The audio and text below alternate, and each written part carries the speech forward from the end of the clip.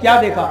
آج میں نے دیکھا ہوا میں مصلی بچھائے ہوئے نماز پڑھتے ہوئے ایک پیر صاحب ہوا میں اڑ رہے تھے. وہ پیر تھے. تو شوہر نے اپنا نام کرنے کے لیے کہا اچھا تم نے دیکھا اسے؟ کہا ہاں. ہوا میں اڑتے ہوئے دیکھا؟ ہاں. مصلی پہ نماز پڑھتے ہوئے دیکھا؟ کہا ہاں. ارے پگلی وہ میں ہی تو تھا.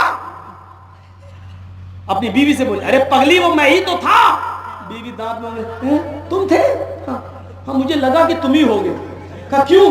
کہا الٹے الٹے اڑ رہے تھے, ٹیڑے ٹیڑے اڑ رہے تھے. پھر کمی نکال. ابھی تعریف کر رہی تھی, جب سنا کہ ہم ہی تھے. تم تھے؟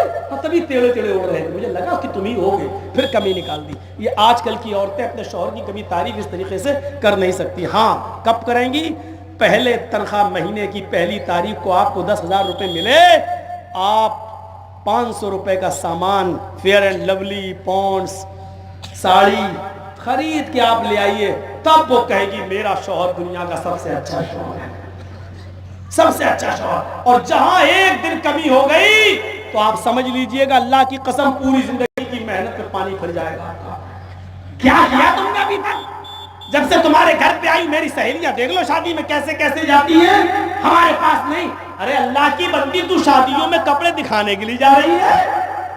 نیا کپڑا تو اپنے شوہر کے سامنے پہن, شوہر کے سامنے پہن رہی. شادی میں نے کئی مرتبہ جلسوں میں کہا شادیوں میں جاتی ہے تو گھر میں رہیں گی بھنگر بن کر, کچن میں گھسی ہیں, برتن مانج رہی ہیں. شوہر آیا دیکھا سب کیا کنجڑیا بنی ہوئی. گھر میں رہیں گی کنجڑیا بن کر, بھنگر بن کر. شادی میں جائیں گی ہیما مالنی کی اماں بن کر, لپسٹک بار بار شیشہ دیکھیں گے,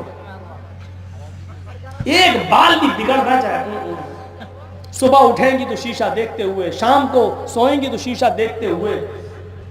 وہ پاکستان کا عمر شریف ہے, بہت بڑا جوکر ہنساتا ہے, کہتا ہے کہ شادیوں میں جتنی عورتیں جہاں آئیں ایک ایک بالٹی سب کے چہرے پہ ڈال دو, قسم خدا کہ ان کے بچے بھی نہیں پہچان پائیں گے کہ میری اماں ہے کون.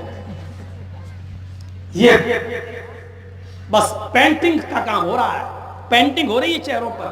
یہ کام میری بہنوں تمہیں سب سے بڑا حسن کا زیور امام کائنات نے دیا, وضو بناؤ نماز پڑھو. اللہ کی قسم وضو سے بہتر تمہارے لیے کوئی زیور نہیں ہے. اس وضو کو بناؤ اور نماز پڑھو, اور پھر دیکھو اسی وضو کا زیور پہن کر حضرت فاطمہ نے زندگی گزاری. تو ایسی زندگی گزاری کہ جب انتقال کا وقت آیا تو کہنے لگے میرے شوہر علی, میرے انتقال کے بعد میرے جنازے کو رات میں لے جانا, عشاء کے بعد دفنانا, دن میں مت دفنانا. شوہر نے پوچھا علی نے ایسا کیوں؟ فرماتی ہے اے میرے شوہر میں نہیں چاہتی ہوں کہ میرے جسم پر, میرے مردہ جسم پر پڑے ہوئے کفن پر بھی, میرے مردہ جسم پر پڑے ہوئے کفن پر بھی کسی غیر مرد کی نظر پڑے.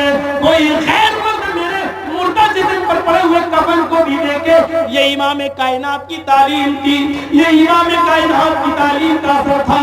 میرے پیارے ساتھیوں آج دنیا میں کیا ہو رہا ہے, آج ہندوستان کے اندر کیا ہو رہا ہے؟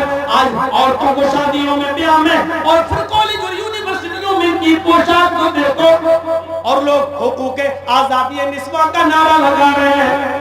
آزادی آزادی آزادی. بھیڑیوں نے ایک مرتبہ بکریوں کے ریوڑ میں جانے کی بات کہا کہ تم اپنے مالک سے آزادی کیوں نہیں مانگتی ہو؟ بکریوں کو بھیڑیے کی بات پسند آئی, کہنے لگی اپنے مالک سے کہ مجھے آزاد کرو.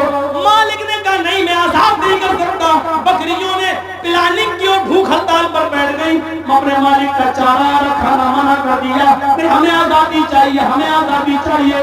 ایک بوڑھی بکری ان کے پاس آتی ہے اور کہتی ہے اے میری بیٹیوں تم آزادی حاصل نہ کرو, دنیا بڑی شاطر ہے, تمہارا مالک تمہیں یہاں جتنی بھی آدھی روٹی, ایک روٹی, ایک چارہ, ایک پورلی, دو پورلی جو چارہ تمہیں کھلا رہا ہے اسی پر اکتفا کرو, یہاں تمہیں سکون ہے.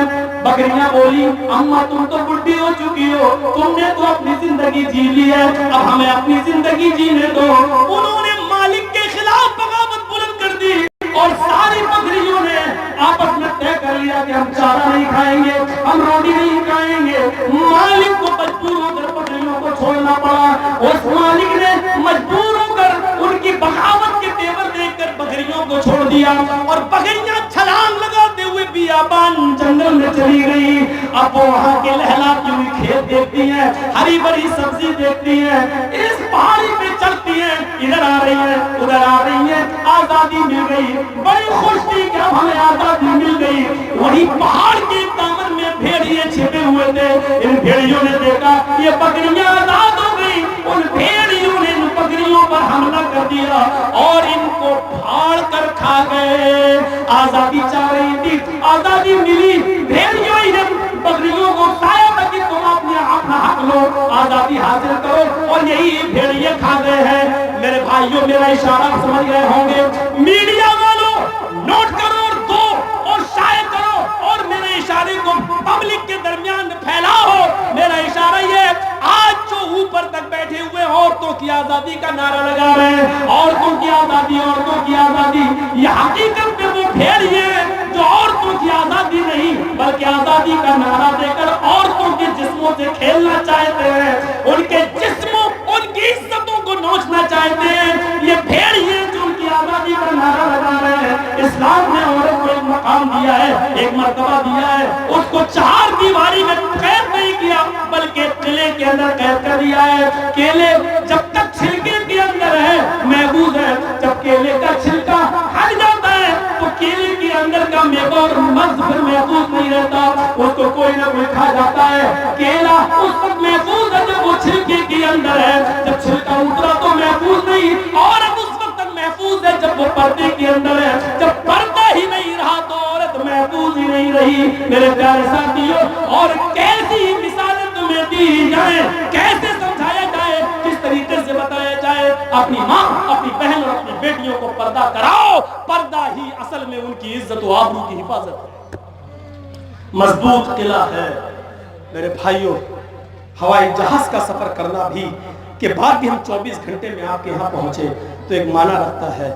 اس لیے اب ہم زیادہ آپ سے روبرو نہیں ہو پائیں گے. بس اتنی سی باتوں پر میں اتفاق کرتا ہوا آپ سے رخصت ہو رہا ہوں. میرے بعد بھی ہو سکتا ہے کوئی صاحب تقریر کریں یا مدرسے کا تعاون یا قبرستان کا تعاون آپ سے حاصل کریں, تو میں دعا کرتا ہوں اللہ تعالیٰ سے کہ بارے اللہ تمہاری خطاؤں کو معاف فرما دے. اور اسلام جو ہم سب کا مذہب ہے, اور آدم سے لے کر محمد صلی اللہ علیہ وسلم تک تمام پیغمبروں نے اسی اسلام کی دعوت دی. اے اللہ, جب تک تو ہمیں زندہ رکھنا, اسی اسلام پر زندہ رکھنا, اور جب ہمارا خاتمہ ہو تو اسی ایمان پر ہمارا خاتمہ فرمانا. وما علینا الا البلاغ المبین, وآخر دعوانا ان الحمد للہ رب العالمین. السلام علیکم ورحمۃ اللہ وبرکاتہ.